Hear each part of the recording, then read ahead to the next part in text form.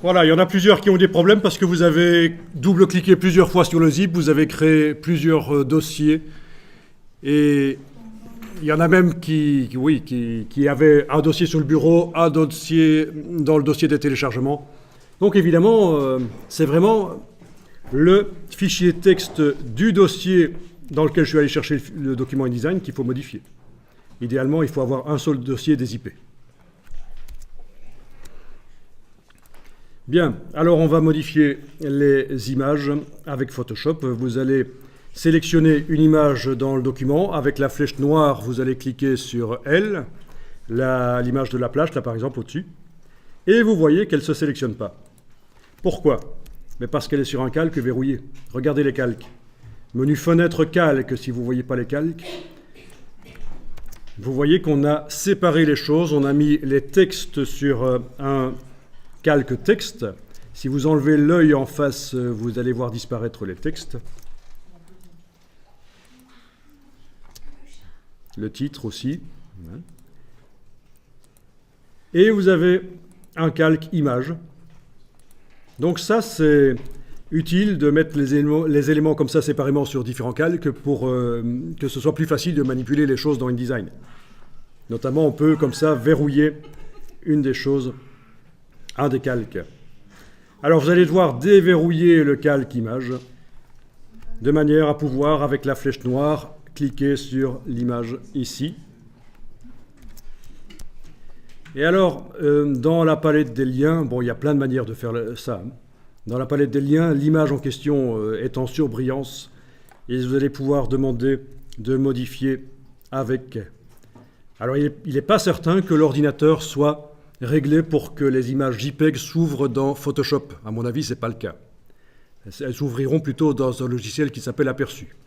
Donc, une fois que vous avez sélectionné l'image comme ça et vous allez dans le menu de la palette des liens, vous n'allez pas demander de modifier l'original parce que ça va ouvrir dans le mauvais logiciel. On va devoir vraiment préciser qu'on modifie avec. Et là, il y a une liste de tous les logiciels capables de lire du JPEG qui arrivent. Et on modifie avec Photoshop. Donc, menu ici, modifier avec, et vous choisissez de modifier avec Photoshop. Et ça devrait ouvrir Photoshop et ouvrir l'image.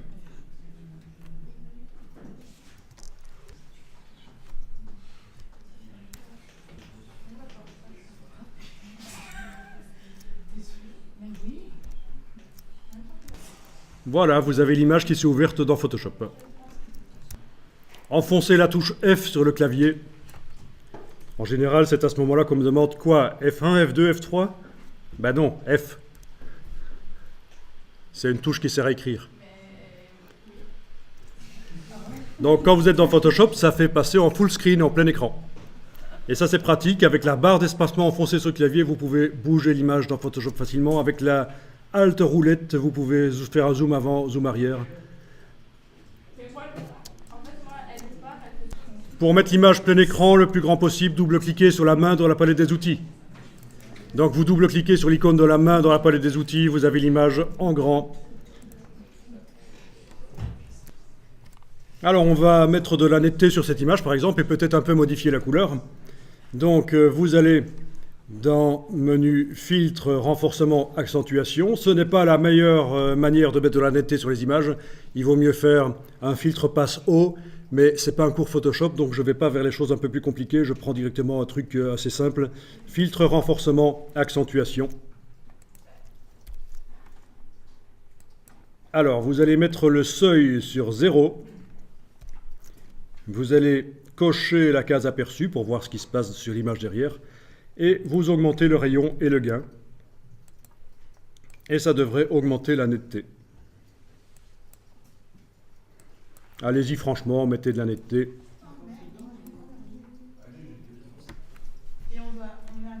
Il faut que vous voyez que ça devient net. Ok. Foncez, allez-y. N'hésitez pas. Et vous faites fichier enregistré. OK. Et fichier fermé. Et là, dans InDesign, la mise à jour s'est faite parce que c'était facile, InDesign savait que l'image avait été ouverte dans Photoshop, entre guillemets. Hein. Donc, dès que Photoshop a fermé l'image, ça a été mis à jour. Le fichier sur le disque dur s'est modifié et la mise à jour s'est faite dans InDesign.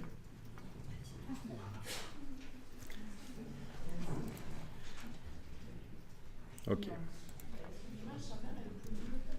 Est-ce que vous êtes bien en affichage, performance d'affichage, qualité supérieure dans InDesign? Vérifiez parce que sinon ça pixelise en fait. Hein. Juste à l'affichage, hein. L'exportation est bonne, mais si vous voulez voir les images correctement dans InDesign, c'est menu affichage, performance d'affichage, affichage de qualité supérieure. Alors,